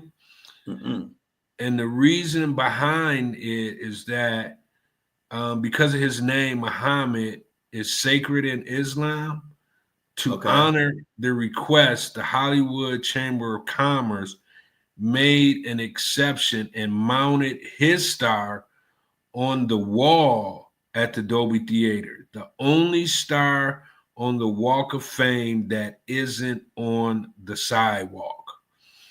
Ali's star is one of the most visited on the Walk of Fame, attracted fans who admire his boxing career and activism. The star remains an iconic tribute to his legacy, representing not just his boxing dominance, but also his deep commitment to his beliefs. Bro, Ali is a bad mofo, bro. Even after death, man, how? Like, everybody that's anybody's star is on the Walk of Fame, and his is the only one that's not on the Walk of Fame. It's up on the wall. You can't step on his star, bro. Wow. That's crazy, bro. Yeah, that's crazy. I don't know why. I ain't never know that, and I don't know why they would do it, but I would be interested to find out the backstory of why they doing that. I mean, I got my guesses, but I want to look it up. They say because he was a devout, he was a Muslim, and that's what I was going to guess. That's exactly what I was going to. Yeah, that's why. He said, "Wow." He requested it, or they requested it, because his name, Muhammad, is sacred in Islam. So to honor the request, the Chamber of Commerce made the exception and mounted his star on the wall instead of putting it down on the ground. That's deep, bro. Yeah, that's deep. That's super deep. Yeah, that's deep. Deebo Samuels to the Commanders. Okay. Yeah. Hey, look, our last minute or so. Let's wrap it up with the sports. Deebo to the Commanders. Cavs kicking behind. The Lakers kicking behind too, ain't they? Yeah. We ain't playing around. So we got the Lakers and the Cavs kicking behind Deebo Sanders, and we got Embiid in danger of they trying to figure out something with his contract. They trying to force him into a retirement. You see that? Mm-hmm. It's getting real. I'm almost with it. You see the fight? Yeah, I feel it. Yeah, because it's like, bro, you ain't even playing, bro. But that's what's up, y'all. It's my birthday week. We about to get out of here. I appreciate everybody. Greg, you was on point with the topics as always. A lot of fun, good facts. I didn't know about that Muhammad Ali. I didn't know about a few things you brought up today. So shout out to you for the research. Yes, sir. And it's my birthday. Go ahead, Greg. I got one other thing for you to kind of ride off into the sun with. Did you know Jeff Bezos has the tallest residential fence in America? No. How tall is it? Did it say? It didn't give you like the actual, bro. If you go to if you Google Jeff Bezos fence, bro, it's the craziest fence you could ever want to see, bro. It's all grass, so you can't see through it. But man, it's high. It's all get up. He got the tallest fence in America. The second richest man in America has the biggest residential fence in America. These boys don't be playing, man. You know what I'm saying? They don't be playing, man. But anyway, go ahead and take us on up and out of here. Appreciate y'all. We about to get up out of here. It's my birthday week, y'all. I appreciate it. Let's keep it going. Hopefully tomorrow we get off to a better start. I'm gonna be hungry tomorrow. I'm telling y'all now, it's my birthday week. I ain't eating no peanut butter and jelly tomorrow. My Facebook fan, I gotta shout out my Facebook people though. They've been coming through. They can say what they want about Facebook. Facebook been coming through, showing crazy support. So a special shout out to all my Facebookers out there because they've been coming through with the subscriptions and the support. Unbelievable. I would have never knew Facebook was on the Flow Show like that. And so supportive. So I appreciate y'all. I'm about to get out of here. See y'all tomorrow, same time, 7:30 a.m. Bring your lunch money.